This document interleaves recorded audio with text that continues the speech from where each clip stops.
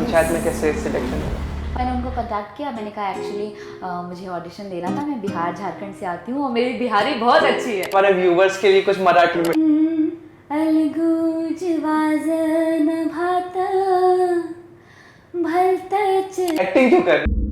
आपके एक इंटरव्यू में हमने ये भी देखा है कि आपको 10 मिनट के लिए 1 लाख रुपीस का अवार्ड मिला है। मेरा सिलेक्शन हो गया। घर मिल जाएगा ना सचिव जी। तो अम्मा के साथ काम करके आपको कैसा लगा? उस एज में जब वो चाय पीती है ना, रियल में उनके हाथ कांपते हैं, बोल नहीं पाते क्योंकि उनकी दांत नहीं, अच्छे से चल नहीं पाती।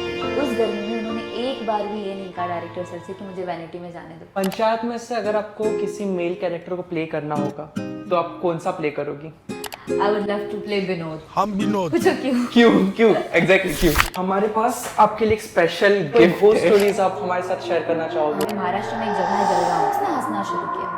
पहले तो धीरे धीरे हंस रही थी, फिर जोर जोर से हंसने लगी, फिर और तेज हंसने लगी, फिर और जोर जोर से, इतनी जोर जोर से कि उसकी बगल वाली लड़की डर गई। गाड़ी में बिठाने के लिए 5 लोगों ने पकड़ा उस लड़की को। अभी आप हंस रहे हैं, आपको अभी तुरंत रोना है, इंस्टेंट आपको ये थिएटर सिखा देता है। ये लोग एज अ थ्रेट है।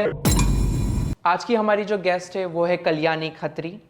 इन्होंने पंचायत सीजन 3 में जगमोहन की वाइफ का रोल प्ले किया है। इनके साथ हमारी ढेर सारी बातें हुई है। टीवीएफ पे माहौल कैसा था, टीवीएफ के साथ काम करके इन्हें कैसा एक्सपीरियंस हुआ, टीवीएफ के सेट पे कैसा एक्सपीरियंस था, नीना गुप्ता के साथ काम करके इन्हें कैसा लगा, मैनिफेस्टेशन क्या होता है। उसी के साथ साथ अगर आप एक अपकमिंग एक्टर हो और आप चाहते हो कि आप इस फील्ड में आना चाहते हो तो ये पॉडकास्ट आपके काफ़ी ज़्यादा हेल्पफुल रहेगा। तो stay tune and watch the video till the very and.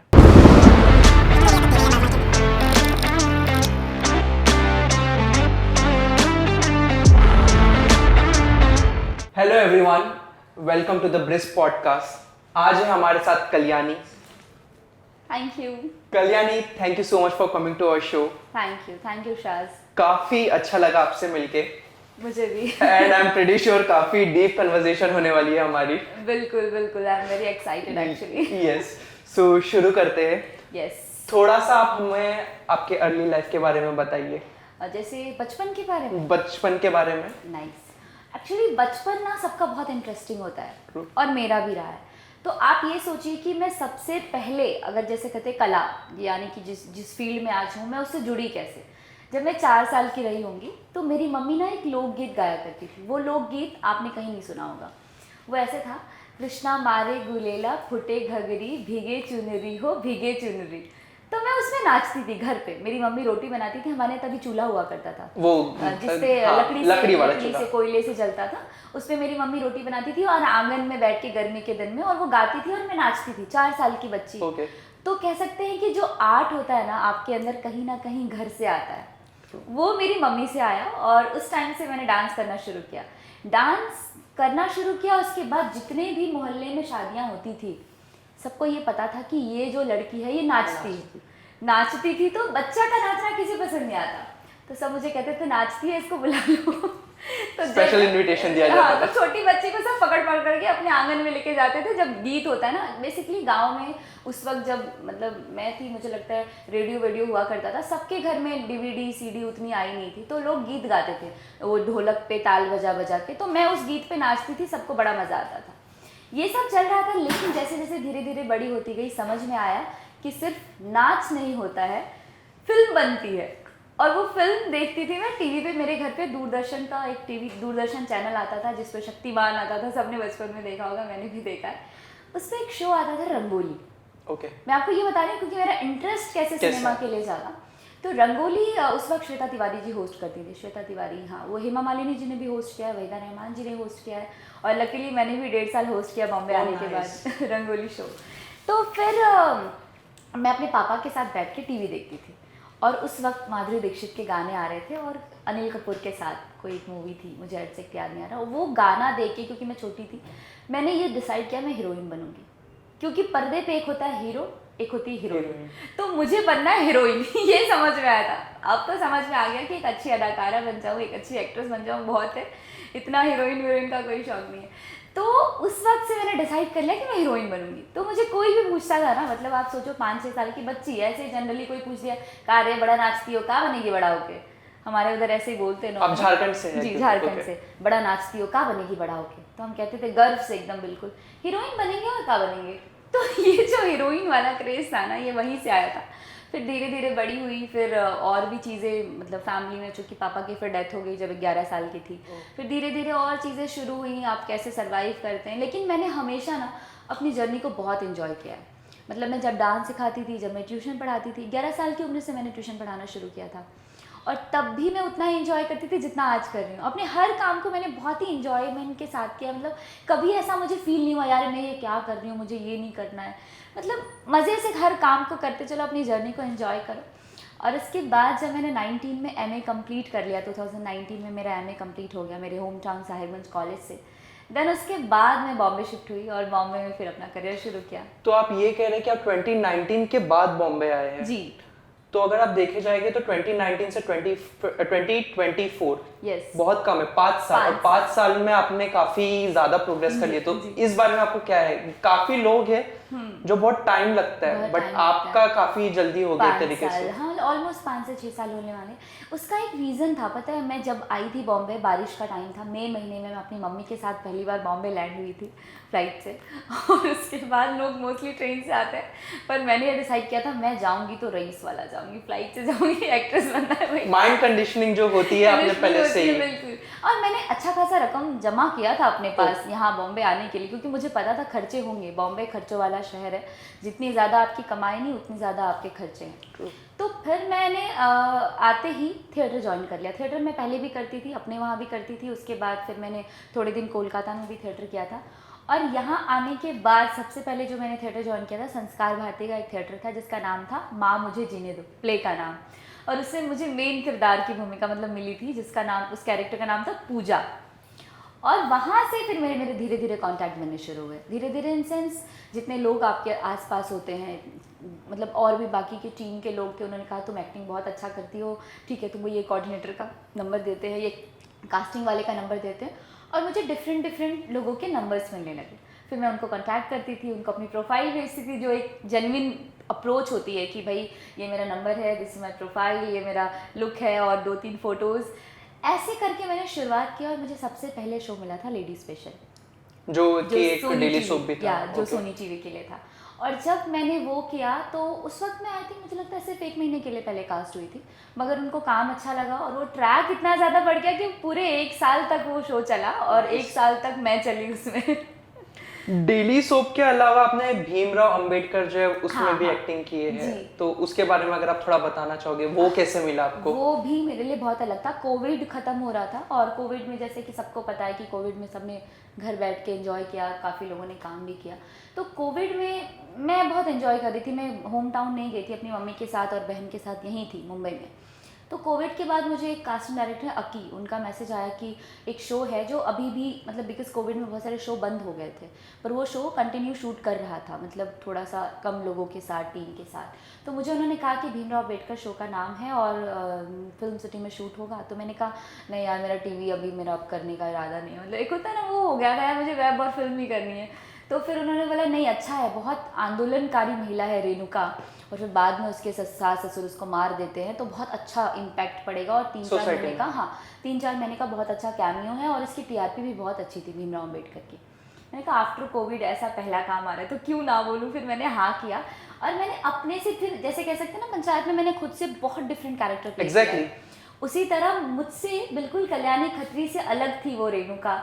Marathi लड़की थी और वो मराठी लेडी। मराठी सीखना पड़ा था? मराठी सीखनी नहीं पड़ी, मुझे टच आता है। मैं जहाँ भी जाऊँ मैं बस टच पकड़ लेती हूँ। तो थोड़ा बहुत हमारे व्यूवर्स के लिए कुछ मराठी में एक बोल सकते हो? Please please go ahead. जैसे कि मराठी में मुझे ना श्रेया घोषाल जी का एक सॉन्ग गाया, वो श्रेया घोषाल जी ने नहीं गाया शायद, वो सैराट का एक सॉन्ग है अलगू जो बाजना भाता, तो वो बहुत मुझे बहुत पसंद है। इनफैक्ट मैं वो आपको सुना सकती हूँ मराठी में।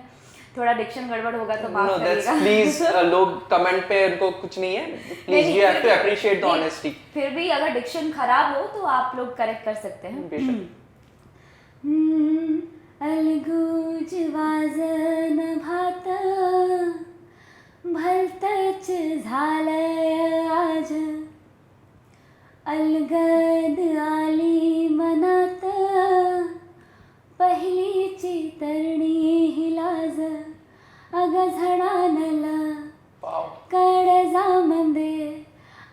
हातामध्ये हात आला जी सैराट झालं जी सैराट झालं जी. एक्टिंग क्यों कर रहे हो? एक्टिंग के साथ सिंगिंग क्यों नहीं कर रहे हो आप? काफी अच्छा आपने गाया, काफी ज्यादा. डिक्शन थोड़ा ऊपर नीचे हो सकता है, आई नो. नहीं, but have you thought of, आपने सोचो आप सिंगिंग में ट्राई कर सकते हो? मैंने प्राचीन कला केंद्र से सिंगिंग Okay. भी सीखी है थोड़े दिनों के लिए. जो Okay. चंडीगढ़ है, प्राचीन कला केंद्र जी. एक इंस्टीट्यूट है चंडीगढ़ में, वहाँ से मैंने सीखा है. हमारी गुरु माँ थी प्रभा भादुरी, जिनसे मैंने थोड़े टाइम तक क्लासिकल सीखा था. तो ये कह सकते हैं कि राग भोपाली, जौनपुरी, ये सब मैं गाती रहती हूँ. बट आप आपके जो भी इंस्टाग्राम के फॉलोअर्स है उनके लिए ऐसा पोस्ट करते हो या करना चाहोगे? बिकॉज काफी अच्छा है ये. नहीं, मुझे- आई एम प्रीटी श्योर काफी अच्छा है. मुझे तो पता है कैसा लगता है कि ऐसा ना हो कि जैसे मैं डांस भी करती हूँ, ओह, तो मुझे मेरा क्लासिकल मैंने 6 ईयर विशारद किया है कथक में, इलाहाबाद प्रयाग से. तो मुझे ऐसा लगता है कहीं ऐसा ना हो जाए कि ये सोचेंगे क्या क्या करती है, डांस भी करती है, गाती भी है, नाचती, मतलब सब कुछ करती है. तो इसलिए मैंने सोचा एक चीज़ छोड़ देती हूँ. पर मेरे को बहुत शौक है गाने का, मुझे बहुत मज़ा आता है गाने में, दिल से गाती हूँ, मैं जो भी गाती हूँ. आपको एनएसएस के लिए इंदिरा गांधी नेशनल अवार्ड भी मिल चुका है, तो उस बारे में आप थोड़ा सा बताइए. बिल्कुल बताऊंगी. मैं एनएसएस की वॉलंटियर थी, और एनएसएस वॉलंटियर होने के नाते मैं अलग अलग कैंप्स में जाती थी. मुझे लगता है ऑल ओवर इंडिया में मैंने लगभग स्टेट्स में कैंप किए हैं, जैसे mega camps, youth camps, adventure camps, जिससे डिफरेंट कैंप्स होते रहते हैं. तो सब करते करते 2016 में 15 में मुझे भेजा गया था साउथ कोरिया इंडिया को रिप्रेजेंट करने के लिए एज अ कथक डांसर. तो मैं गई थी South Korea international youth exchange programme में पार्ट करने के लिए. अब ये सोचो मेरा साउथ कोरिया के लिए सिलेक्शन कैसे हुआ था. मैंने 2014 में जो राजपथ पे परेड होता है ना 26 जनवरी पे, उसमें भी पार्ट किया है. और मैं झारखंड की, मतलब सिर्फ 3 लड़कियां थी जो उसमें पार्टिसिपेट कर रही थी झारखंड से, पूरे झारखंड स्टेट से. तो मैंने उसमें जब काम किया, फिर मैंने प्रधानमंत्री भवन जो त्रिमूर्ति भवन है वहाँ भी डांस परफॉर्मेंस दी. मैंने राष्ट्रपति भवन जो है हमारी दिल्ली में, उसमें भी परफॉर्मेंस दी. तो ये सारी हमारी चीज़ें ना काउंट हो रही थी कि ये बंदी क्या क्या कर रही है, मतलब इसमें क्वालिटी है या नहीं है. फिर हम यहाँ आने के बाद 16 में हम एक फॉर्म फिल करते हैं जो 100 पेज के डॉक्यूमेंट के साथ दिल्ली जाता है, और वो वहाँ से क्लियर होता है कि ये पर्सन जिसने अप्लाई किया है नेशनल अवार्ड के लिए, ये उस अवार्ड के काबिल है या नहीं है. ओके. तो उसके लिए भी मुझे बहुत स्ट्रगल करनी पड़ी थी, क्योंकि मुझे याद है जैसे आज तो बहुत कम बारिश हो रही है हमारे यहाँ झारखंड में. अगर बारिश होती है तो खूब झूम के बारिश होती है, और नहीं होती है तो नहीं होती है. नहीं होती है, बिल्कुल भी नहीं. ऐसी घनी बारिश हो रही थी उस दिन, खतरनाक वाली. और मुझे मेरा फॉर्म सबमिट करने के लिए जाना था मेरे यूनिवर्सिटी, और मेरा यूनिवर्सिटी मेरे घर से लगभग 80 किलोमीटर दूर है. इतना दूर? इतना दूर है जी. मैं साहिबगंज कॉलेज से पढ़ी हूँ और मेरी यूनिवर्सिटी है. एग्जैक्ट मुझे याद नहीं है 80 है या 75 है, के आसपास कुछ है, ठीक है. पर वहाँ जाने के लिए हमारे यहाँ बस से ही कनेक्शन है, ट्रेन नहीं चलती. और बाय रोड आपको ओला कैब, हमारे यहाँ कुछ नहीं चलता. ये बॉम्बे में चलता है, वहाँ नहीं चलता. तो मेरे लिए ये स्ट्रगल था कि इस बारिश में बस नहीं चल रही थी, क्योंकि पहाड़ी एरिया है तो बसेस बंद थी, क्योंकि कभी बस खाई वाई में गिरने का टेंशन होता है. तो उस दिन बस सारी बंद थी. मुझे पहुंचना था यूनिवर्सिटी. अगर मैं उस दिन नहीं पहुंचती और वॉइस चांसलर का साइन नहीं होता तो मेरा फॉर्म दिल्ली नहीं जा पाता. और लास्ट डेट थी, और डेट अगर चली जाती तो फिर मैं नेशनल अवार्ड से छूट जाती. मैंने डिसाइड किया कि मैं बाइक से जाऊँगी उस बारिश में. और मुझे याद है मैंने रेनकोट पहना, और मेरे बगल के एक भैया थे, उनका नाम था सुभाष. मैंने उनके पास बाइक थी, मैंने कहा भैया आप मेरे साथ चलो प्लीज़, मतलब मुझे जाना है. तो सुभाष भैया ने बोला कि ठीक है चलते हैं. और उस बारिश में मैंने रेनकोट के अंदर अपनी पूरी फाइल डाली. वो जो 100 पेज का डॉक्यूमेंट था वो नहीं भीगना चाहिए था, उसको मम्मी ने मेरी प्लास्टिक से रैप करके दिया. और मैं ना बारिश में भीगती हूँ तो मैं बीमार हो जाती हूँ, मुझे मतलब सर्दी का प्रॉब्लम है, और ये बचपन से है. तो मेरी मम्मी ने कहा पहले तुम अपने आप को ढको. मैंने कहा नहीं, पहले मेरी फाइल बचनी चाहिए, मैं तो ठीक हो जाऊँगी दवाई खा के. फिर उसके बाद पूरा रेनकोट पहन के, और उस दिन जब मैं रास्ते पे जा रही थी मुझे लगा यार अगर मतलब ये नेशनल अवार्ड मुझे नहीं मिला ना तो मेहनत करने वाले बेकार होते हैं. बट गॉड ने आपको उसका गिफ्ट दिया है कि मुझे लगता है जब आप मेहनत करते हो ना दिल से तो वो आपको मिलता है. और आपको एक और चीज़ बताती हूँ, मेरे झारखंड में 16 साल में किसी भी लड़की को नहीं मिला था. किसी भी लड़की को नहीं. जब से एनएसएस की नेशनल अवार्ड की शुरुआत हुई थी पूरे झारखंड में किसी भी लड़की को नहीं मिला था. मैं फर्स्ट लड़की हूँ. तो सीएम के साथ आपको कुछ रिकॉग्निशन मिला? जी बिल्कुल. उस वक्त हमारे यहाँ हेमंत सोरेन जी थे, उन्होंने बुला के मुझे सम्मानित किया. हमारे जो एमएलए थे बाकायदा वो मेरे घर आ चुके 2 बार. उन्होंने अपने मतलब जो भी कैश अमाउंट और समथिंग जो भी उनको देना था, उन्होंने लैपटॉप गिफ्ट किया मुझे कि मेरे एरिया की बच्ची इतना दूर इतना आगे निकली. कॉलेज में तो बहुत ज़्यादा मिला मुझे मतलब गिफ्ट, प्राइज़, और सर सब मतलब कहते हैं ना कि आप एक कॉलेज की फिर गर्व बन जाते हैं पूरी यूनिवर्सिटी की, क्योंकि पूरे यूनिवर्सिटी में किसी को नहीं मिला था, मतलब पूरे झारखंड पूरे यूनिवर्सिटी में। तो सबको ऐसा था यार नेशनल अवार्ड लेके आने वाली पहली बंदी हमारे कॉलेज से है। तो सच में बहुत मज़ा आया था। और सबसे छोटी लड़की थी मैं वहाँ पे, जब मुझे नेशनल अवार्ड मिला था मैं चारों तरफ देख रही थी, 20 लोग होते हैं ऑल ओवर इंडिया से, सब मुझसे बड़े बड़े, अच्छा मैं छोटी हूँ। काफ़ी अच्छा। ओके, आपके एक इंटरव्यू में हमने ये भी देखा है कि आपको 10 मिनट के लिए 1 लाख रुपीस का अवार्ड मिला है। मिला था। तो उस बारे में थोड़ा सा अगर आप बताना चाहो तो। जी मैं दिल्ली में 2016 में कंपटीशन हुआ था जिसका नाम था नेशनल लेवल डिक्लेमेशन कॉन्टेस्ट, जिसका टॉपिक था पैट्रियोटिज्म एंड नेशन बिल्डिंग, देश प्रेम और राष्ट्र निर्माण। उसके लिए कंपटीशन ब्लॉक से शुरू हुआ था। पहले ब्लॉक में जो फर्स्ट करेगा उसको 5,000 मिलेगा और सर्टिफिकेट, उसके बाद वो डिस्ट्रिक्ट में फाइट करेगा, डिस्ट्रिक्ट में जो फर्स्ट करेगा उसको 10,000 रुपीज़ और सर्टिफिकेट, फिर स्टेट में जो फाइट करेगा मतलब स्टेट में जो जीत जाएगा बच्चा जो भी फर्स्ट करेगा उसको 35,000 सर्टिफिकेट, और फिर उसको नेशनल कॉम्पिटिशन में पार्ट करने को मिलेगा। तो मैं हर जगह फर्स्ट करती गई। स्टेट में भी मुझे फर्स्ट प्राइज़ मिला स्पीच में, और फिर मेरे को भेजा गया दिल्ली। अब क्या होता है, आप अपने राज्य में ना शेर होते हैं, मतलब अरे ठीक है तालाब में तो हर कोई शेर बन जाता है, मतलब तालाब की मछली तो अपने आप को वो क्या बोल सकते हैं, बड़ी मछली का नाम ले लो आप, डॉल्फिन या कुछ ऐसा समझ सकती है तालाब में रहने वाले लोग। पर हमारे लिए दिल्ली समंदर था कि भाई दिल्ली में इतने सारे लोग आएंगे, हर स्टेट से एक पर्सन जो वहाँ से टॉप करके आया होगा वो होगा। और बेसिकली ना उस वक्त मेरे माइंड में ऐसा था जो इंग्लिश बोलते हैं वो बहुत ज़्यादा इंटेलिजेंट होते हैं। अच्छा, आपने हिंदी में लिखे थे? मैंने हिंदी में दिया था जी, शुद्ध हिंदी में, जो उस वक्त मेरे लिए शुद्ध हिंदी थी। आज भी वो मेरे पास स्पीच पड़ी है। तो मैंने खुद लिखा था और मैं अपने सारे स्पीच खुद रेडी करती हूँ। तो मुझे सबने बोला यार साउथ से तो लोग आएंगे, वो लोग साउथ वाले तो बहुत इंग्लिश बोलते हैं, बहुत बढ़िया बोलते हैं। मतलब अब क्या होता था उस वक्त 16 में मैं झारखंड से तभी उतना ज़्यादा कहाँ निकली थी, मतलब गई तो बहुत घूमी थी, 15 में साउथ कोरिया होके आ चुकी थी। तो मेरे दिमाग में था कि जो इंग्लिश बोलने वाले लोग होते हैं ना वो इंटेलिजेंट होते हैं तो वो ज़्यादा अच्छा स्पीच देंगे। तो जब मैंने स्पीच देना शुरू किया, मेरा 9 नंबर पर स्पीच था, मेरी हिंदी में थी, इंग्लिश में भी और लोगों की भी थी। पर मुझे फर्स्ट डे वहाँ पे 7 जज थे, 7 थे, 3 पत्रकारिता से थे, 2 टीवी से थे, एक तो 2 प्रोफेसर्स थे, ऐसे करके 5 जज उन्होंने बुलाए थे। मेरा फर्स्ट डे सबने मुझे ये बताया 2 दिन में वो लोग ख़त्म करने वाले थे, क्योंकि इतने सारे लोगों को सुनना एक दिन पॉसिबल नहीं, वो भी 10-10 मिनट। तो मेरा स्पीच अच्छा गया था। फर्स्ट डे तक तो सबने ये कहा कि तेरा बहुत अच्छा गया, पर मुझे ना पता अंदर से नहीं फील हो रहा था कि यार सच में मेरा अच्छा गया, अभी तो कल बाकी है। झूठ बोल रहा है सबको बोल रहा हूँ यही कि तेरा अच्छा गया। देन उसके बाद दूसरे दिन, आई थिंक मुझे डेट आज भी याद है, 19 जनवरी को हुआ था, ठीक है, स्पीच कंपटीशन 2016 में। फिर उसके बाद 20 को फिर से हुआ।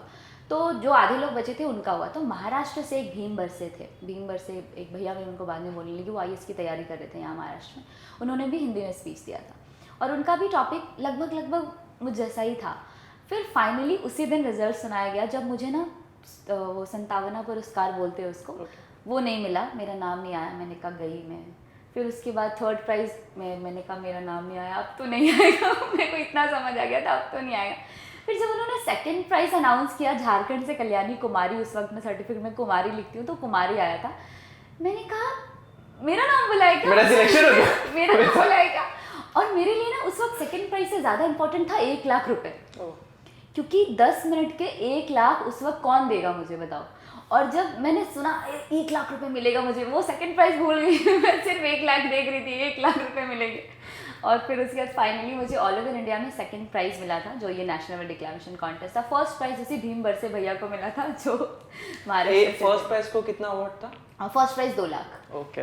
मुझे वो ज़्यादा मिलता तो ज़्यादा खुशी होती। पर मेरे को एक चीज़ समझ आ गई, मेरा फर्स्ट डे जो स्पीच था ना, उन्होंने जब 2nd डे दिया तो बहुत मुझे ऐसा लगा कि कुछ टॉपिक सेम है। अब उन्होंने पहले से लिख रखा था या उन्होंने बाद में ऐड किया वो मुझे नहीं पता, लेकिन उन्होंने जब 2nd डे स्पीच दिया तो मेरे बहुत सारे टॉपिक ऐड ऑन थे उसमें। और हिंदी में सिर्फ आपका ही था? हिंदी में मैंने दिया था, फर्स्ट वाले भी हिंदी में थे। 3rd मणिपुर का कोई लड़का था, उसको जिसको 3rd प्राइज़ मिला, वो इंग्लिश में दिया था उसने। उस टाइम पे तो चैट GPT भी नहीं हुआ करता था, आपने खुद से लिखे हो तो ये काफी ज्यादा प्राउड फीलिंग है। एक्चुअली अपने जितने स्पीच होते थे ना, मतलब मैंने जहाँ भी दिया है दिल्ली में, बहुत सारे स्टेट में जाके दिया है, मैं खुद से लिखती हूँ। मुझे अपना कॉन्फिडेंस आता है अंदर से अपनी चीजें लिखती हूँ। तो मुझे अगर कभी स्पीच देना हो तो मैं आपको कांटेक्ट कर सकता हूँ? बिल्कुल, डेफिनेटली, मैं बहुत अच्छा डन मैं आपको कांटेक्ट करने वाला हूँ अभी, कुछ भी स्पीच होगी तो हिंदी में जी। ओके, पंचायत के बारे में थोड़ा सा बताइए, पंचायत में कैसे सिलेक्शन हुआ?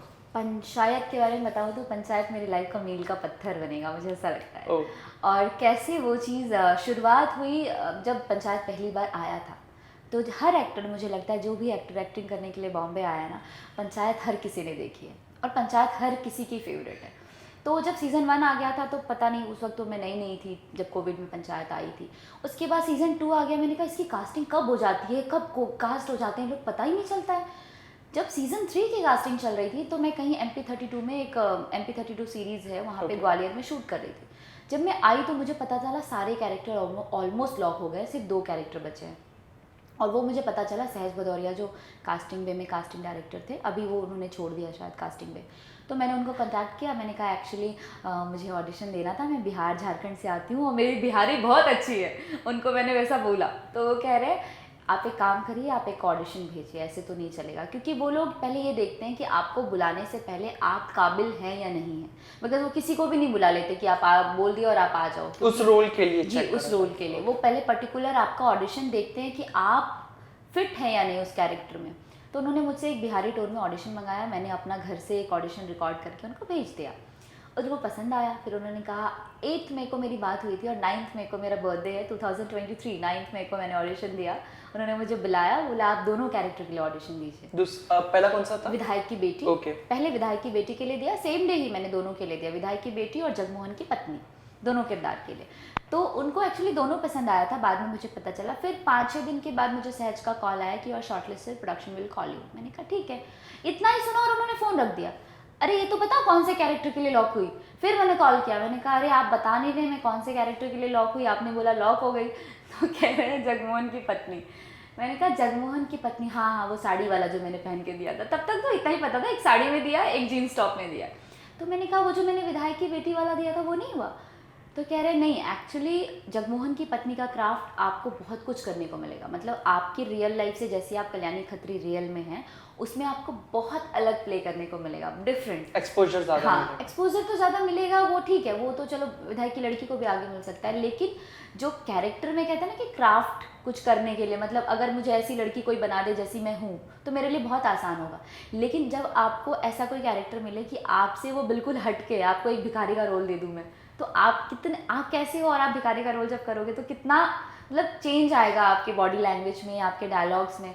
तो मुझे बड़ा मज़ा आया सुन के कि अलग क्राफ्ट काम करने को मिलेगा। और फिर हम आर्टिस्ट तो भाई काम के लिए मरते उस हैं। रोल के लिए कुछ प्रिपरेशन करना पड़ा था आपको कि हाँ, it was easy go? I think easy तो था थोड़ा, लेकिन जब मुझे पता चला मैं इसके लिए लॉक हुई हूँ तो फिर मैंने अपना वो टाइम रिमाइंडर किया जब मैं गांव में रहती थी और मैं NSS की वॉलंटियर थी। तो मैं छोटे छोटे गांव में जाती थी, ऐसे गांव में जहाँ पे महिलाएं घर का सारा काम करती हैं, कुट्टी भी काटती हैं, पहाड़ से लकड़ी भी काट के लाती हैं, घर का खाना भी बनाती हैं, अपने बच्चों को भी संभालती हैं। और अगर पति उधर ना महुआ करके एक ताड़ी आती है, महुआ बोलते हैं उसको, चावल को वो करके बनाते हैं, सड़ा खजूर की बेल होती है, हाँ, कुछ शराब टाइप का होता है, देसी जिसको बोल सकते हैं। वो पी के ना मैंने देखा है मर्द लोग पड़े होते थे, मैंने खुद अपनी आंखों से देखा है। और बेचारी महिलाएं काम कर रही होती थी। तो ऐसी महिलाओं को भी मैंने देखा है कि उनके ना पेटीकोट साड़ी के नीचे से नजर आते थे, लेकिन सिर का पल्लू नहीं हटता था, और फिर भी वो अपने काम को बड़ी ईमानदारी के साथ कर रही होती थी, घर भी संभाल रही है, बच्चे को भी संभाल रही है।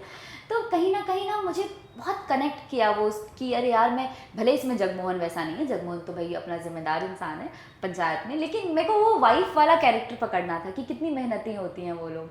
तो मैंने वो कैरेक्टर पकड़ लिया। मुझे लगता है इतने करीब से मैंने देखा था उनको जब मैं गाँव में जाती थी काम करने के लिए, और गाँव में बच्चों के लिए काम किया मैंने काफ़ी। तो उन महिलाओं को भी रात को हम पढ़ाने जाते थे, जिसको प्रौढ़ शिक्षा बोल सकते हैं। तो हम लोग छोटे छोटे गाँव को गोद लेके उन गाँवों पे काम करते थे। जैसे कि आप कभी चले गए उस गांव में मलेरिया फैल गया तो हमने ब्लड डोनेशन मेडिकल कैंप लगा दिया, कभी वहाँ जाके जागरूकता अभियान चला दिया साफ़ सफाई को लेके। तो इस तरह की चीज़ें हम करते रहते थे। उन औरतों को इतनी करीब से मैंने देखा था, इतने करीब से कि उनका बोलचाल कैसा है, उनकी चाल ढाल कैसी है, सब मुझे पता था। वो मैंने पूरा कॉपी कर लिया। तो मुझे लगता है मेरे लिए बहुत ईजी रहा ये जगमोहन की पत्नी का किरदार निभाना। और जो पहला ऑडिशन जो था विधायक की बेटी जी, उसके लिए क्या ऑडिशन देना था? क्योंकि सीजन 3 में अगर आप देखोगे she is there a part, वो एक पार्ट है, लेकिन उन्होंने कुछ डायलॉग डिलीवर नहीं किया। तो उसके लिए क्या ऑडिशन, हाँ आने वाले में हो सकता है, बट हाँ, उसका ऑडिशन कैसा था मैं बताती हूँ। एक सीन था जब वो घोड़ा का नाम रखते हैं, उसके पापा पूछते हैं कि कैसा रहेगा ये बताओ, सितारा सिंह कैसा रहेगा? तो वो बोलती है हाँ ठीक ही है पापा, रख दीजिए सितारा, ठीक ही है। तो वो ना अनमन वाला ऑडिशन था, मतलब ऐसा था कि उसको इंटरेस्ट नहीं है इन चीज़ों में, बेचारी शहर में जाके पढ़ लिख के आई है, गांव में पापा विधायक हैं तो अब उनके साथ तो बैठना ही पड़ेगा। और वो घोड़े के जन्म मतलब घोड़ा लेके आए हैं और सोहर गीत गवा रहे हैं, मतलब बताओ, बच्चे के जन्म पे सोहर गीत होता है बिहार झारखंड में, यूपी में, और वो घोड़ा लेके आए हैं घर में, उसके लिए सोहर गीत गवा रहे हैं। तो एक वो मूड था उस लड़की का, हाँ यार बैठना ही पड़ेगा, पापा हैं, वो वाला मूड कैरी करना था। दूसरा ये जब वो पूछते हैं कि क्या नाम रखे, पहले तो कहते हैं इसका नाम कुछ सिंह रख देते हैं, कहती नहीं पापा ज़्यादा हो जाएगा, मतलब कहाँ ये थोड़ी अच्छा लग रहा है। फिर कहते हैं हिंद का सितारा, नहीं बहुत लंबा हो जाएगा, सितारा सिंह रख देते हैं, हाँ तो फिर सितारा सिंह ठीक है। ऐसा ऑडिशन था उसका, विधायक की बेटी का। अम्मा घर मिल जाएगा ना सचिव जी। वो अम्मा के बारे में, क्योंकि इतने टाइम से देखा गया है कि अम्मा को एक्टिंग का बहुत शौक था, बहुत। और अब जाके अम्मा जो है वो पंचायत में आई, तो अम्मा के साथ काम करके आपको कैसा लगा? कुछ एक ऐसी सीख जो मिली बिल्कुल, होगी? अम्मा दिलदार औरत है पहले तो, मतलब अम्मा के बारे में एक मुझे सबसे अच्छी चीज़ ये लगती है, उस एज में जब वो चाय पीती हैं ना, रियल में उनके हाथ कांपते हैं, वो बोल नहीं पाते क्योंकि उनके दांत नहीं हैं, वो अच्छे से चल नहीं पाती है, फिर भी इस एज में उस गर्मी में जहाँ हमारी बॉडी डिहाइड्रेट हो गई थी, इतनी गर्मी भी थी जहाँ हम शूट कर रहे थे, उस गर्मी में उन्होंने एक बार भी ये नहीं कहा डायरेक्टर सर से कि मुझे वैनिटी में जाने दो। ये होती है डेडिकेशन जो मैंने अम्मा के अंदर देखी, हमारे अंदर भी है, पर उस एज में, मतलब अम्मा के एज में आप उस गर्मी में शूट कर रहे हो और एक बार भी आप नहीं कह रहे हो कि मुझे वैनिटी में जाने दो। उसी सेट पे हम रहते थे, चाहे कितनी भी गर्मी हो। हमारा ये था कि मैंने बहुत सुना है जितने भी बड़े आर्टिस्ट होते हैं ना, वो एक बार सेट पे आ जाते हैं तो फिर सेट छोड़ के नहीं जाते, क्योंकि वो उसी माहौल में इन्वॉल्व रहना चाहते हैं आई थिंक। तो अम्मा की ये पहली एक तो ये बड़ी खासियत मुझे लगी। अम्मा दिलदार इसलिए हैं कि अम्मा के लिए सेट पे ना बहुत कुछ आता रहता था, क्योंकि वो हेल्थ वाइज बहुत वीक थी, तो उनके लिए था कि प्रोडक्शन को उनकी ज़्यादा केयर करनी थी। हम तो चलो मांग के ले लेते हैं, वो बहुत संकोची हैं, क्योंकि हम आर्टिस्ट बॉम्बे में रह चुके हैं, हमें पता है स्पॉट दादा से मांगना ही पड़ेगा, वो बोलना ही पड़ेगा, पर वो बहुत संकोच करती हैं, चाय मांगने के लिए भी संकोच करती हैं, पानी के लिए भी संकोच करती हैं। तो उनको ना एप्पल वैप्पल ला के मिलता था, खुद ही ला के लोग देने लगे। उनको पता है TVF is a very nice production, कि वो अपने आर्टिस्टों का बहुत ख्याल रखते हैं। अम्मा कहती है अरे तुम भी खा लो, कल्याणी खा लो, मुझे कल्याणी ही बोलती थी। अब जैसे वो छोटा सा बच्चा था सात्विक जो मेरा बेटा बना है, उसको भी कहती है बाबू तू भी खा ले, विशाल को कहती तू भी खा ले, तू भी खा ले। मैंने कहा अम्मा ये आपके लिए आता है, आप क्यों नहीं खाती हैं, आपके दांत कम है, आपको खाने में मतलब लंच उतना अच्छे से नहीं कर पाती, तो आप तो खाओ। नहीं नहीं नहीं नहीं, नहीं तुम लोग भी खाओ। मतलब इतनी स्वीट है ना, इतनी स्वीट है। उनके साथ तो मैं ऑफ कैमरा भी बहुत अच्छी थी, क्योंकि हम साथ में ही ज़्यादा रहते थे। मतलब इनफैक्ट पैकअप हुआ, मैं अपने रूम पे गई, चेंज वेंज किया, फट से अम्मा के रूम पे, क्योंकि उनकी कहानियाँ सुनने में मुझे बहुत इंटरेस्ट होता था। उनकी जब यंग एज की कहानी थी ना, जब वो छुप छुप के शूटिंग करती थी, अब उनकी मम्मी को पसंद नहीं था उनको एक्टिंग करना, फिर भी वो एक्टिंग करती थी। तो वो जब छुप छुप के चीज़ें करती थी, उसके बाद जब उनकी मम्मी की डेथ हो गई तो वो बहुत मोटी थी, बताती है, मैं बहुत हेल्दी थी, तो मैं कैसे शूटिंग में जाती थी, फिर कभी गिर जाती थी, कभी कुछ होता था, तो वो मुझे इतना इंटरेस्टिंग लगती है ना उनकी कहानियाँ।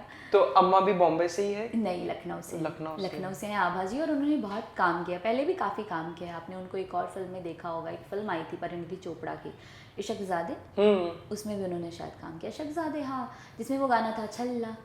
हाँ। अम्मा जी का एक स्वभाव तो मैंने आपको बता दिया, वो दिलदार है। दूसरा मैंने बता दिया कि वो बहुत जॉली है, इतनी हम्बल है और क्यूट है। अब उसका एक क्यूट हरकत मैं बताती हूँ, उनकी जो एक क्यूट हरकत थी वो ये थी कि सचिव जी के साथ उनका सीन था पंचायत भवन में, और वो सबको बता रही थी घूम घूम के कि मैंने ये कर लिया, मुझे भी बता रही। जब मैं कमरे में गई, वो गई सचिव जी के पास और सीन चल रहा था, तो सचिव जी को बुला के पूछती हैं, अच्छा ये बताओ बाबू, इससे पहले भी काम किए हो?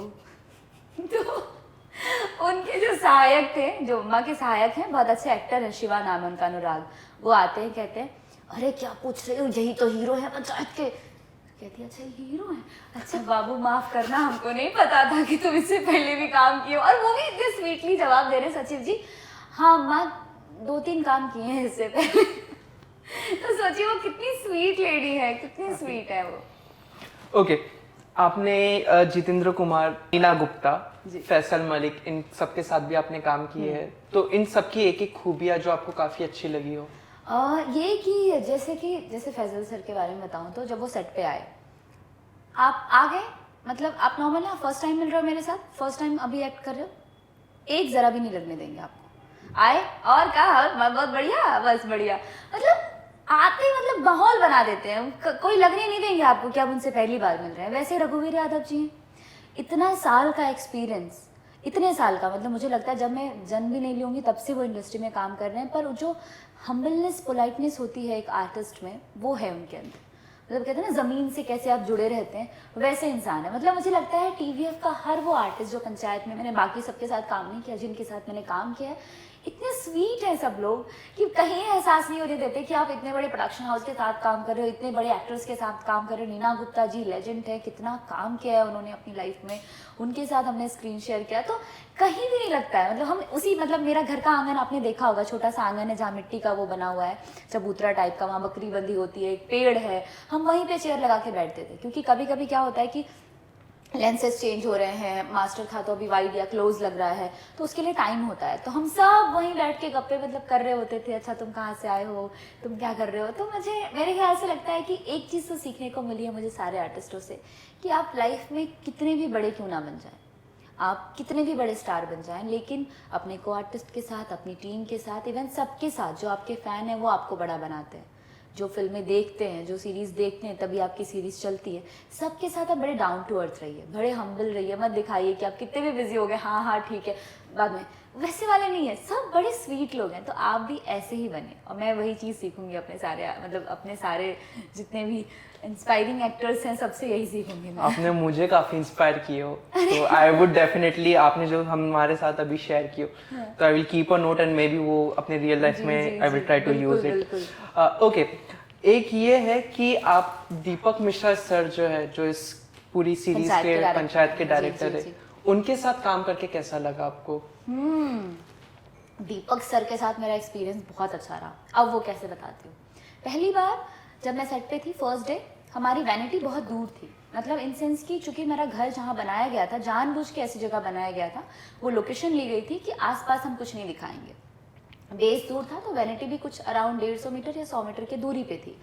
तो हम पानी कम पी रहे थे ताकि मैं बार बार वॉशरूम ना जाऊं, क्योंकि एक अनकंफर्ट सा हो जाता है ना कि आपका सीन लगा है, आपको वॉशरूम जाना है, आप बोल रहे हो सर 1 मिनट, तो वो थोड़ा सा अनप्रोफेशनल लगता है मुझे। मेरे को लगा नहीं यार, मैं कम पानी पीऊंगी तो कम वॉशरूम जाऊंगी, ऊपर से साड़ी भी पहना है, तो मेरी बॉडी ना डिहाइड्रेट हो गई थी उस दिन, और दूसरे दिन मेरी तबीयत खराब हो गई, क्योंकि वो दे रहे थे पानी, 1-1 मिनट में स्पॉट बॉय पानी दे देते हैं आपको, मैम पानी ले लो, मैम पानी ले लो, लेकिन हमें कम पीना होता है। तो दूसरे दिन मेरी तबीयत खराब हुई और मुझे लूज मोशन शुरू हो गए। मैं उदास बैठी थी एकदम शांत अपने दरवाजे पे। उस दिन सीन भी वैसा था, सैड वाला। प्रहलाद शाह अम्मा को लेके जा रहे होते हैं अपने घर, हाँ, वो दिखाने के लिए कि देखिए जिंदगी कैसी होती है, घर इंपॉर्टेंट नहीं होते, लोग इंपॉर्टेंट होते हैं। तो वो ले जा रहे थे, तो ऐसे भी सीन भी उदास वाला था। मैं सीन होने के बाद भी उदास बैठी थी, तो सर ने मुझे देखा, दीपक सर ने कहा ये लड़की बड़ी उदास लग रही है, मुझे बुलाया, क्या वो बाबू तुम बहुत शांत शांत लग रही हो, कोई बात है? किसी ने कुछ कह दिया, उनको लगा होगा शायद टीम ने या किसी ने कुछ बोल दिया होगा।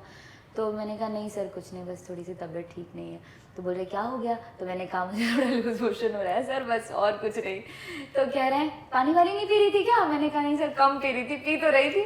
उन्होंने तुरंत अपने बॉय को बुलाया, कुमार नाम उनके बॉय का, उनको बुलाया, बोला देखिए जाओ खिचड़ी बना के लाए पतली सी दाल वाली, और वो दही लेके आ, और यही देना लंच में मैडम को।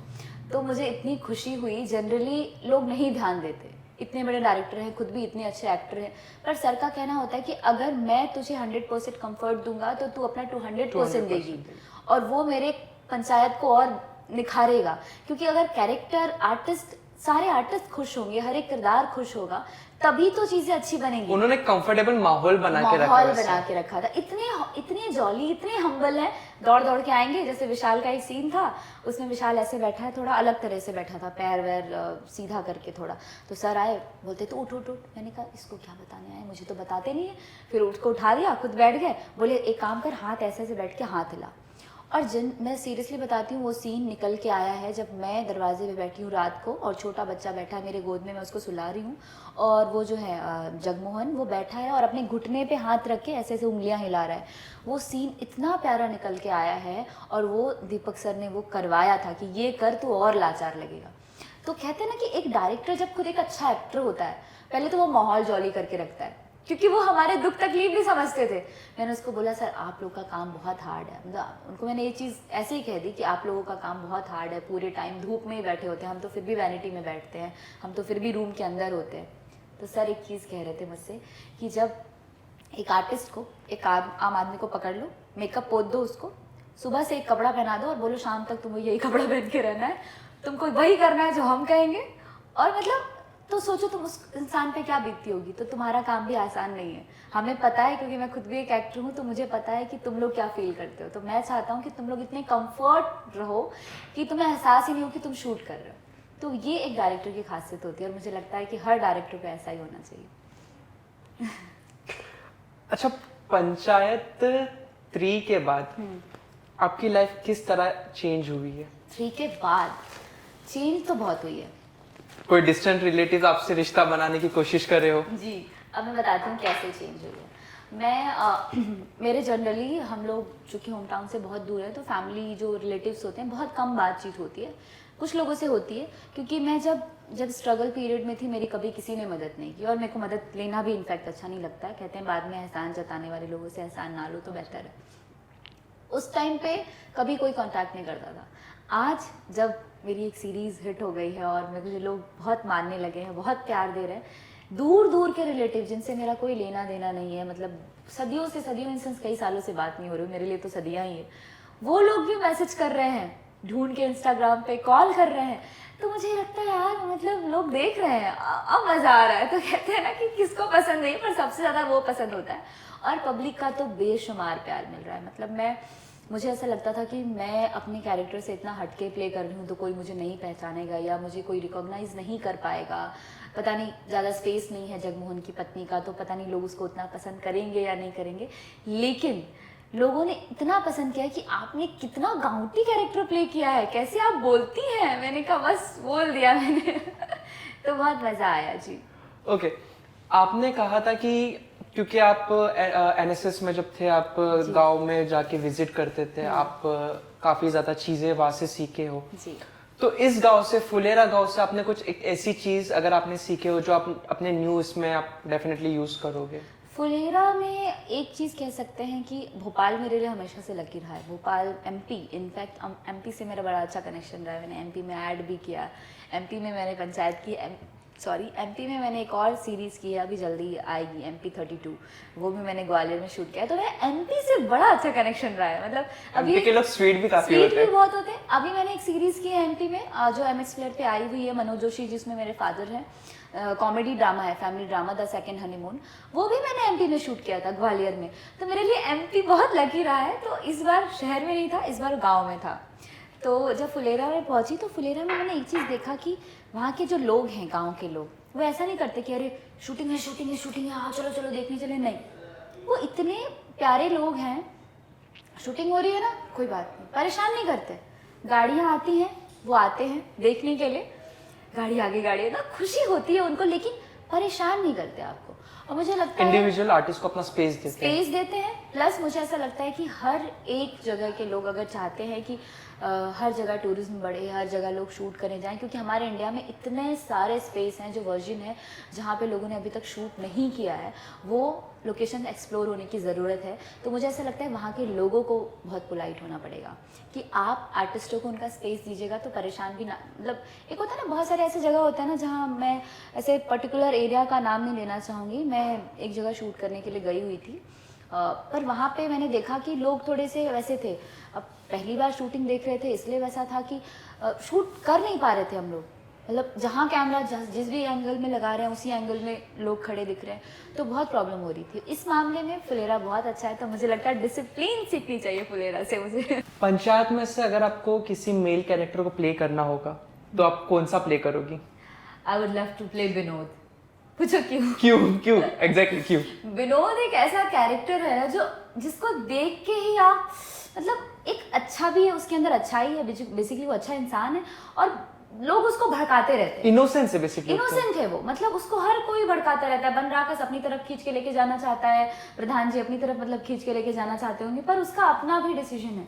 वो सब करते हुए भी अच्छाई की तरफ रहता है और वो बोलता है, इतना स्वीट है ना विनोद का कैरेक्टर, जब वो कहता है कि सचिव जी, अगर कोई आपसे पूछेगा कि हथौड़ा कौन दिया, तो हमारा नाम मत लीजिएगा, विनोद नाम है हमारा। मतलब कौन करता है ऐसा यार, मतलब हमारा नाम मत लीजिएगा, विनोद नाम है हमारा, नाम भी खुद बता रहा है। तो मेरे ख्याल से वो बहुत अच्छा कैरेक्टर है, जिस तरह से वो खड़े होते हैं, जिस तरह से उनका जो बॉडी लैंग्वेज है, और जो चिनौटी वाला फेमस हुआ था, जो खैनी का जो चिनौटी होता है कि प्लास्टिक वाला काहे रखते हैं, स्टील वाला काहे नहीं रखते हैं, तो बहुत अच्छा है उसका कैरेक्टर। मुझे लगता है अगर मैं लड़का होती तो मैं विनोद प्ले करती।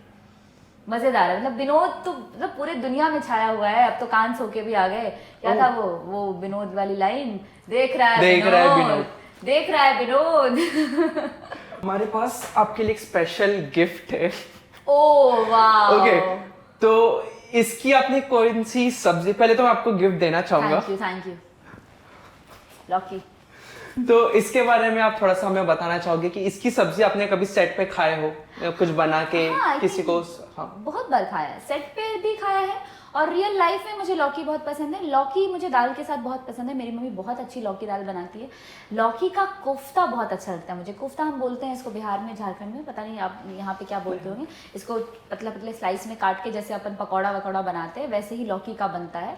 और सब्जी बनती है। हाँ, लौकी का आई थिंक मेरी मम्मी अलग अलग स्टाइल से सब्जी बनाती है, तो मुझे लौकी दाल के साथ बेसिकली ज़्यादा पसंद है। और लौकी का पकौड़ा जो तेल में डीप फ्राई करके बनता है, वो बहुत पसंद है। ओके, आपके अपकमिंग प्रोजेक्ट्स के बारे में हमें थोड़ा बताइए। अपकमिंग प्रोजेक्ट्स के बारे में एक तो जिसका पोस्टर लॉन्च हो चुका है वो मैं बता सकती हूँ, क्योंकि वो प्रतीक गांधी जी मेन उसमें लीड कर रहे हैं, जो स्कैम 1992 के जो लीड रोल। ओके, और उसमें मेन लीड निभा रही हैं उनके ऑपोजिट राजकुमार राव की वाइफ पत्रलेखा जी। और उस फिल्म में मैंने मुमताज़ का कैरेक्टर प्ले किया है, जो कि अच्छी फिल्म है। महात्मा ज्योतिबा फूले की बायोपिक है। और सावित्रीबाई फूले की, तो वो आपको जल्दी थिएटर में आई थिंक मुझे लगता है इस साल तो आ जानी चाहिए। डेट अभी रिलीज नहीं हुई है, तो उस टाइम पे भी आपको हमारे साथ एक और पॉडकास्ट रिकॉर्ड करना होगा। हो सकता है। ओके, मैनिफेस्टेशन में बिलीव करती हो आप? I believe in numbers actually. जैसे मैंने आपको बताया 9th में को ऑडिशन दे रही थी, तो मुझे लगता है आज भी 27 है और मैं आपके साथ बैठी हूँ। It is also 9, so I am also 9 born। Oh wow. So मैं जब ये था कि 27 को रिकॉर्ड हो रहा है, तो आई वाज लाइक कि ठीक है। इनफैक्ट मेरा घर जो है उसको अगर हम समराइज करते हैं तो भी वो सिंगल डिजिट 9 में बनता है। तो बहुत सारे लोग बिलीव करते हैं। मैं ऐसा नहीं कि मैं बहुत ज्यादा उस पर बिलीव करती हूँ, पर आई बिलीव कि कुछ नंबर्स होते हैं, जैसे कि 9 यूनिवर्स का सबसे अच्छा नंबर कहते हैं होता है। एग्रेसिव बहुत होते हैं ये लोग। तो मेरे ख्याल से हाँ ठीक है, मैं 9 born हूँ और थोड़ा गुस्सा भी आता है मुझे। Same here. बट हाँ, चल जाता है वो। ओके, पंचायत सीजन 1 में एक एपिसोड था जहाँ पे वो भूतिया पेड़, तो गांव में ऐसा कुछ हुआ था या कोई घोस्ट स्टोरीज आप हमारे साथ शेयर करना चाहोगे? तो गांव में तो ऐसा कुछ हुआ नहीं था, मतलब हमारे साथ तो नहीं हुआ। इनफैक्ट हम रिजॉर्ट में रुकते थे, फिर शूटिंग दिन में होती थी, फिर रात को वापस आ जाते थे। पर ना जैसे कि घोस्ट स्टोरी मेरे साथ तो नहीं हुई है पर्टिकुलर। मैंने सुनी सुनाई कहानियाँ हैं, और मुझे लगता है मैं सुनी सुनाई कहानियों पे क्या ही बिलीव करूँ। मैंने अपने आँख से कभी नहीं देखा, क्योंकि कहते हैं कि सबका अपना अपना एक आभा मंडल होता है, ऑरा जिसको बोलते हैं। तो मेरा ऑरा बहुत स्ट्रांग है, और हाँ, तो मुझे कभी कोई चीज़ नहीं दिखती, पर मेरे पापा को दिखाई देती थी। तो मेरे पापा ना अलग अलग कहानियाँ सुनाते थे, जिसमें से ये 1-2 हॉरर होती थी, बहुत ही ज़्यादा वाली हॉरर होती थी। जैसे कि कुछ आप? जैसे कि एक था, हमारे यहाँ खेत हुआ करता था, और वहाँ पे एक रेलवे की पटरी है, मतलब पटरी इन सेंस ट्रैक, हमारे यहाँ पटरी बोलते हैं उसको। वो ट्रैक होता था, और मेरे पापा, हम लोग रात पे ना, गर्मी के दिन पे हम लोग बैठते थे उस पर, छत होता ना, छत के थोड़ा बाहर की तरफ जो स्पेस बना होता है उस पर बैठ के मस्त हम लोग रात को गप्पे शप्पे करते। तो पापा बताते थे कि पहले खेत पे मचान पे सोते थे वो, जब खेत में कुछ काम वाम चल रहा है तो मचान होता है खेत पे, बांस का बना हाइटेड एक प्लेस होता है जिसको मचान बोलते हैं, उस पे सोते थे, और वहां से पटरी की तरफ ऐसे देख रहे थे। तो एक दिन देखे रात को 2 लड़के वॉक कर रहे थे उस ट्रैक पे, रेलवे ट्रैक पे, और पीछे से आ रही थी गाड़ी। तो पापा को लगा ये मर जाएंगे, सुनाई नहीं दे रहा क्या इनको रात को, मतलब चल रहे हैं ऐसे। तो पापा ने चिल्लाना शुरू किया। मेरे पापा उस वक्त यंग एज के होंगे, अरे भाई कहाँ जा रहे हो, रुको, गाड़ी आ रही है, साइड हटो। तो एक और बंदा था जो अपने मचान पे सोया था, वो आया भाग के, बोलता क्या कर रहा है, पागल है क्या, मरना है तुमको? तो बोला अरे वो देखिए 2 आदमी जा रहा है। बोलता तुमको दिख रहा है, हमको नहीं दिख रहा, लेकिन हमको पता है। शायद उनको नहीं दिख रहा हो, पापा को दिखता था, क्योंकि पापा का आई थिंक ऑरा स्ट्रॉन्ग नहीं होगा। तो मेरा आवाज़ नहीं देना इनको, वो देख लेना, गाड़ी भी क्रॉस हो जाएगी, कुछ भी नहीं होगा। और सच में वहाँ से गाड़ी क्रॉस हुई, और वो 2 बंदे नहीं थे। तो ये स्टोरी मेरे पापा ने सुनाई थी और मैं मुझे एक्चुअली गूज़बम्स आ गए यहाँ पे। तो जब मेरे पापा ने ये स्टोरी सुनाई थी, हम लोग छोटे छोटे थे और ऐसी बहुत सारी स्टोरीज, वो अलग अलग जगह घूमते रहते थे ना।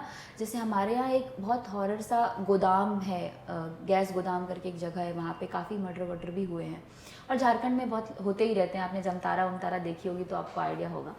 तो वैसे वैसे केसेस वो सब सुनाते थे ना, तो हमारी तो रूह कांप जाती थी, पर बड़ा मज़ा आता था सुनने में, क्योंकि मुझे कुछ दिखता नहीं था। सुनने मजा आता है, लेकिन जब तक आप बीती नहीं होती है तब तक तो हाँ। टचवुड मेरे साथ आज तक कभी कुछ नहीं हुआ। मुझे हमेशा सिर्फ मैंने सुना है कि ये होता है, लोगों के साथ वो होता है। एक बार एक लड़की सेट पे गई थी और वहाँ पे उसको किसी भूत ने पकड़ लिया था, फिर वो भूत इतनी परेशान हो गई। अभी रिसेंटली मेरे साथ एक चीज़ हुई थी जो मैं आपसे शेयर करती हूँ। मैं एक शूट कर रही थी यहाँ पे महाराष्ट्र में, एक जगह है जलगांव, हाँ, वहाँ पे हम लोग एक ओडिसी ऑफ रावणास करके एक सीरीज़ है, वो मैं शूट कर रही थी अभी। तो वहाँ पे जब हम शूट कर रहे थे, शूटिंग जिस दिन हम पहुँचने वाले थे, चूँकि वो शूटिंग लोकेशन एक ऐसी जगह पे जहाँ पे पहाड़ है, नीचे थोड़ी सी पानी वानी जमा है, तो उसको नदी, बहती हुई नदी नहीं बोल सकते, वो रुका हुआ पानी है। और वहीं पे उन्होंने पूरा लोकेशन तैयार किया, क्योंकि उनको प्रॉपर वैसा सेटअप चाहिए था कि जो अयोध्या है वो सरयू नदी के किनारे बसी है, तो सरयू नदी दिखनी चाहिए और थोड़ा उसका लुक एंड फील आना चाहिए।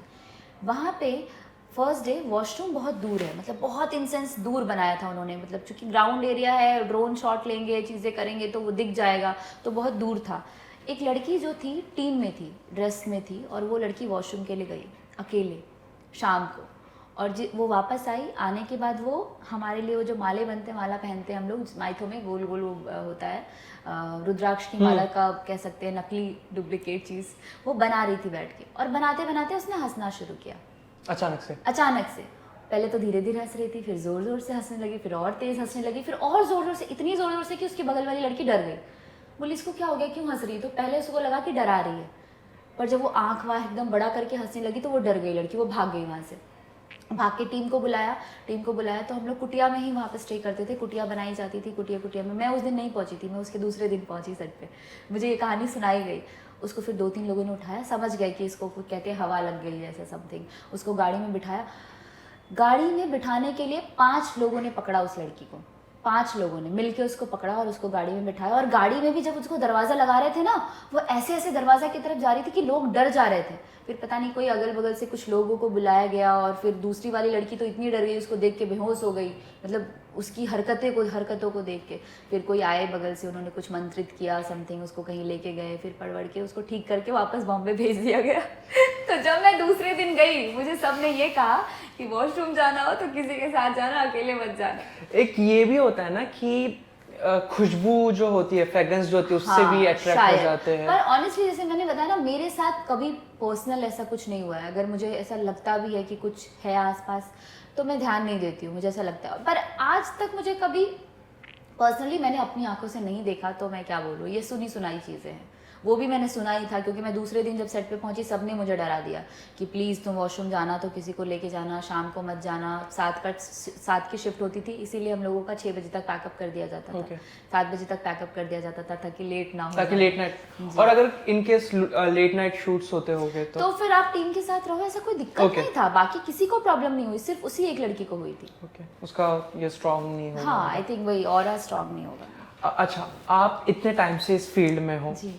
सो जो हमारे व्यूअर्स हैं जो इस पॉडकास्ट को देख रहे हैं, उनमें से किसी को अगर एक्टिंग फील्ड में आना है तो उनके लिए क्या मैसेज आप देना चाहोगे? मैं यही मैसेज देना चाहूँगी कि पहली बात तो क्या होता है कि छोटे छोटे शहर और गांव से सपने लेके सब आते हैं मुंबई, लेकिन सब क्या करते हैं, अगर चीज़ें नहीं मिली तो फिर कोई ना कोई डाइवर्शन हो जाता है, मतलब शॉर्टकट भी लेने की कोशिश करते हैं। कोई अगर कोई मान लीजिए एज एक्टर छोड़ दीजिए, अगर कोई डायरेक्टर भी बनने आया है, इस फील्ड में काम करने आया है, तो फिर वो भी अपना रास्ता चेंज करके कोई जॉब करने लगता है, कोई कुछ करने लगता है, क्योंकि घर भी चलाना है। तो मेरे ख्याल से वो डाइवर्ट हो जाते हैं। बट मुझे ऐसा लगता है कि अगर सच में आपके अंदर काबिलियत है और आपको लगता है कि आपके अंदर क्षमता है हर वो चीज़ करने की जो दूसरे कर रहे हैं, तो फिर आप फोकस्ड रहिए, क्योंकि अगर फोकस्ड रहेंगे ना तो मेरे ख्याल से चीज़ें होती हैं। वक्त लगता है। अब हमारे पास बहुत सारे उदाहरण हैं, नवाजुद्दीन सिद्दीकी साहब हैं, पंकज त्रिपाठी जी हैं, मतलब कितने ऐसे एक्टर हैं, फैजल मलिक भी हैं जो प्रोड्यूसर थे, खुद भी प्रोड्यूसर हैं फैजल मलिक जी, और आज एक्टर इतनी अच्छी एक्टिंग करते हैं। तो मेरे ख्याल से आपको फोकस्ड रहना बहुत ज़रूरी है, ज़मीन से जुड़े रहिए। ऐसा नहीं कि एक काम कर लिया आपने आसमान पे उड़ने लगे, ऐसा भी नहीं होना चाहिए। और दूसरा एक और चीज़ की बहुत सारे लोग ना शॉर्टकट लेने की कोशिश करते हैं, उनको शॉर्टकट नहीं लेना चाहिए। मुझे ऐसा लगता है कि कोई भी चीज़ का शॉर्टकट नहीं होता। आप पढ़ भी रहे होते हो तो डायरेक्ट तो 10th नहीं देते ना, पहले आप प्रोसेस होता है, प्रोसेस को फॉलो करते 1 2 3 पढ़ के आपको 10 तक आना पड़ता है। तो मेरे ख्याल से हर एक चीज़ का प्रोसेस होता है और आपको वो फॉलो करना चाहिए। तो लेट अस से कि ये प्रोसेस फॉलो करना है चाहिए, बराबर। तो अगर कोई एक्टर बनने के ख्वाब देख के इस महानगरी में आता है, तो क्या उन्हें उससे पहले थिएटर्स करना चाहिए लोकल में, या उनके काम में आ सकता मुझे है? ऐसा लगता है कि थिएटर करना चाहिए, क्योंकि थिएटर आपको दो चार चीज़ें सिखा देता है जो बारीकी मैंने थिएटर से सीखी है। पहला तो ये आपको कैरेक्टर में तुरंत जाने के लिए थिएटर बताता है। आपको अभी आप हंस रहे हैं, आपको अभी तुरंत रोना है, इंस्टेंट आपको ये थिएटर सिखा देता है। पता नहीं वो करते करते शायद आ जाता है। बट वो कुछ होता है ऐसा, क्योंकि अगर आपने फ्रेंड्स देखे होंगे तो फ्रेंड्स में एक जोई को अगर अपने आप को रोना है या एक्सप्रेशन चेंज करना है तो वो ट्वीजर रखता है पॉकेट में कि वो पिंच करेगा उसका एक्सप्रेशन चेंज हो जाएगी। हाँ। बट ऐसे रियल लाइफ में अगर आपको एक एक्सप्रेशन से, लाफ्टर से आपको एकदम इमोशनल इसमें आना है तो आप कैसे कर सकते हो? कुछ है इसका? आई थिंक मुझे लगता है हर किसी की लाइफ में अच्छा पल और बुरा पल आता है। आप बस ये इमेजिन करिए कि आप अच्छे पल में हैं। अभी आप ये इमेजिन करिए, अभी मैं अगर मुझे बोलेगा कोई बहुत खुश होना है, मैं याद करूंगी राष्ट्रपति भवन का वो पल जब मैं राष्ट्रपति जी के सामने खड़ी थी। राष्ट्र के पहले व्यक्ति प्रणब मुखर्जी, उनके सामने मैं खड़ी थी और वॉक करके मुझे जाना था राष्ट्रपति तक।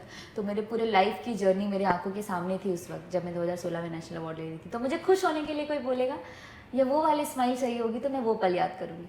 फिर कोई मुझे कहता है कि आप अभी बहुत उदास हैं, तो मैं अपने जीवन का वो पल याद करूंगी मैं जिसमें मैं सच में उदास थी। एक इंसान हर पड़ाव से गुजरता है। तो आपके जीवन में भी अच्छा पल आता है, बुरा पल आता है। तो आपको जब वो कैरेक्टर मिलता है ना, हम उस जॉनर में चले जाते हैं। इनफैक्ट मुझे लगता है अगर मुझे अभी कोई रोने बोलेगा तो मुझे पता है कि मेरे साथ भी लाइफ में ऐसी चीज़ें हुई जब मैं बहुत रोई हूँ अगर, तो मैं वही पल याद करूँगी और मेरी आंखों में आंसू होगा। तो कहीं ना कहीं आप उसको कनेक्ट करना सीख जाते हैं और थिएटर आपको सिखा देता है। और दूसरी चीज़ कि थिएटर आपको रीडिंग करना सिखा देता है। आप सोचो यहाँ पे कट हो सकता है, हमारे सेट पे कट हो सकता है जब हम शूट कर रहे होते हैं। थिएटर में कोई कट नहीं होता। आपको एक पूरी स्क्रिप्ट अगर 100 पेज की भी है तो आपको पूरी याद करनी पड़ेगी। आपके हर डायलॉग, इवन आपके ही नहीं, आपके सामने वाले के, ताकि आप उसको क्यों दे सके। तो इट मीन्स ये कह सकते हैं कि आपको थिएटर बहुत कुछ सिखाता है जो आपको बिल्कुल इस फील्ड के लिए काम आने वाला है। तो मेरे ख्याल से थिएटर तो करना ही चाहिए। और मेरे ख्याल से मुझे आज भी अगर थिएटर मिलेगा और मुझे ऑफर मिलेगा कि आप करो तो मैं करूँगी। मैं एक वायलिन वाली लड़की पढ़ भी रही हूँ अभी, मैं सोच रही हूँ उसको प्ले को करने का, पर अभी थोड़ा वक्त है। जैसे मैंने बताया हर चीज़ के लिए एक पूरी टीम चाहिए और उसमें मेन लीड वायलिन वाली लड़की है। तो प्ले तो मुझे लगता है जीवन भर करना चाहिए। ठीक है, मान लीजिए कि ये भी हमने पढ़ाव पार कर लिया। अब आता है कास्टिंग, क्योंकि एक रोल के लिए 100-200 एक्टर्स जो है उसके लिए अप्लाई कर रहे होते हैं। हाँ। तो उस केस में अगर आप एक ऑडिशन दे रहे हो, आजकल तो ऑनलाइन ही हो रहा है कि आपको रिकॉर्ड करके ये करना है, तो उस केस में क्या लोगों का माइंडसेट होना चाहिए कि मैं ये ऑडिशन कैसा ऑडिशन दूं कि इजीली मैं सिलेक्ट हो सकता हूँ इस पर्टिकुलर रोल के लिए? मुझे ऐसा लगता है ना कि माइंडसेट नहीं, अगर आप पहले कास्टिंग वाले से पूछिए कि आपका जो कैरेक्टर है जिसके लिए आप ऑडिशन ले रहे हैं सर, आप उसकी एक छोटी सी ब्रीफिंग मुझे दीजिए। अगर मुझे कहा जाएगा कि मैं ऐसी लड़की हूँ जो लंदन से पढ़ के आई है अभी इंडिया, और उसको इंडिया के बारे में कुछ नहीं पता है, कुछ भी नहीं पता है, इंडिया में कैसे खाना बनता है, इंडिया में लोग कैसे बात करते हैं, तो मैं उससे बोलूँगी आप मुझे ब्रीफिंग दे दीजिए। अगर मुझे ब्रीफिंग मिल जाएगी तो फिर मैं ऐसे एक्टरों को देखूंगी या ऐसे फिल्में देखूंगी जब ऐसी लड़कियां आती हैं सीखने के लिए, खुद को सीखने के लिए, और खुद को उस कैरेक्टर में ढालने के बाद मैं ऑडिशन बना के भेजूंगी। तो मुझे लगता है कि हर वो कैरेक्टर जिसके लिए आपको ऑडिशन बना के मांगा जाता है तो पहले उसकी ब्रीफिंग बहुत ज़रूरी है। हम जितने भी ऑडिशन देते हैं, मैं बताती हूँ, मतलब मैंने अच्छी फिल्मों के लिए भी ऑडिशन दिए, शॉर्ट लिस्टेड हुई हूँ, लेकिन वेल नोन नहीं थी। तो ये कह सकते हैं कि वेल नोन नहीं होने की वजह से काफ़ी कुछ हाथ से निकल जाता है, काफ़ी कुछ निकला है, मुझे ये चीज़ पता है। और कहते हैं ना कि वो दुख है कहीं ना हाथ में आता हुआ और लेकिन निकल जाता है। तो है। ऑडिशंस मैंने भी बहुत दिए हैं। तो वही चीज़ होती है, पहले हम कैरेक्टर की ब्रीफिंग मांगते हैं। तो कोई भी अगर इंसान यहाँ पे एक्टिंग के लिए आ रहा है और करियर एक्टिंग में बनाना चाहता है, तो मुझे लगता है हर एक कैरेक्टर को प्ले करने से पहले उसकी गहराई में जाना बहुत ज़रूरी है, तभी आप प्ले कर सकते हैं। आज अगर मुझे जगमोहन की पत्नी का किरदार मिला तो मैंने यही सोचा कि उसमें कल्याणी खत्री का एक भी अंश नहीं होना चाहिए, एक भी नहीं, कि कल्याणी बॉम्बे से बिलोंग करती है, पढ़ी लिखी लड़की है, ये कहीं नहीं दिखना चाहिए। यही दिखना चाहिए कि अम्मा की बहुरिया है, जगमोहन की पत्नी है और उस छोटे से बच्चे की माँ है। तो मैंने यही कोशिश की है, अब जितना हो सकता था, मुझे हर बार लगता है मैं और सीखती ही जा रही हूँ, तो जीवन भर सीखती रहूँगी। बेशक। अच्छा, आप आज देख रहे होंगे कि इंस्टाग्राम और फेसबुक और यूट्यूब काफ़ी चल रहा है ना? और इसी फील्ड से रिलेटेड काफ़ी ज़्यादा कंटेंट क्रिएटर्स भी आ रहे हैं। तो ऐसे कंटेंट क्रिएटर्स हैं जो ह्यूमर के कंटेंट बनाते हैं और भी दूसरे टाइप ऑफ कंटेंट बनाते हैं, और वो लोग भी जो है वो फिल्म में एक अच्छे अच्छे रोल्स प्ले कर रहे हैं। तो कहीं ना कहीं ये लोग एज अ थ्रेट है। बिल्कुल है। अब मैं आपको बताती हूँ क्या होता है, बहुत जगह तो मैं रिजेक्ट हूँ इस मामले में कि इंस्टाग्राम फॉलोअर्स कितने हैं आपके, ये पूछे जाते हैं जब आप कोई अच्छा एल्बम, या मैं नाम नहीं लेना चाहूँगी पर्टिकुलर किसी कास्टिंग वाले का, पर ऐसे पूछते इंस्टाग्राम फॉलोअर्स कितने हैं, भेजिए ज़रा। मैं कहती हूँ भाई मेरे कम है, नहीं है, तो नहीं हमें तो इंस्टाग्राम, कुछ ऐसे चैनल हैं नए जो नए बनते हैं, उनको चाहिए 1 मिलियन फॉलोअर्स वाले मिल जाएं। उन्हें अपने कंटेंट पे भरोसा नहीं है कि हमारा कंटेंट अच्छा है तो चाहे 1 मिलियन फॉलोअर्स आए या 1000 वाला आए। अगर आपकी कहानी में दम है, आपके किरदार में दम है, तो आपकी कहानी ऐसे ही हिट हो जाएगी। जब पंचायत आई थी तब पंचायत के बहुत सारे कैरेक्टर्स हिट नहीं थे। नीना गुप्ता जी, रघुवीर यादव जी और जीतू जी एक बड़े आर्टिस्ट थे और मतलब बहुत टाइम से काम करते आ रहे थे, लेकिन बहुत सारे नए कैरेक्टर इंट्रोड्यूस हुए थे जिनको कोई नहीं पहचानता था, लेकिन उनके काम ने, उनकी अदाकारी ने पंचायत को भी, मतलब पंचायत ऑलरेडी इतनी बड़ी थी पर उनके अदाकारी से पंचायत और निखर के आई।